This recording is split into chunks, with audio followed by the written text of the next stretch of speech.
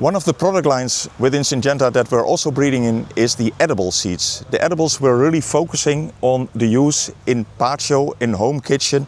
Have fun with your children. Look at tomatoes, spreading types, where the children can just harvest the fruits, eat them from the place where they are.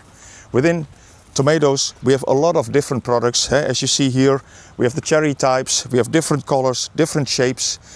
But in breeding, very important for the end consumer is that we are focusing also on more resistances, and specifically on the late blight Phytophthora resistance, which means that the consumer can continue to harvest the beautiful plants, the beautiful fruits, until the end of the season. Apart from tomatoes, we're working in many other products.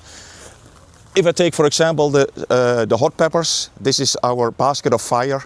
It's not only edible, but it's also a beautiful product to show in your garden, and the fruits will turn red later on, so you get a lot of colors on it.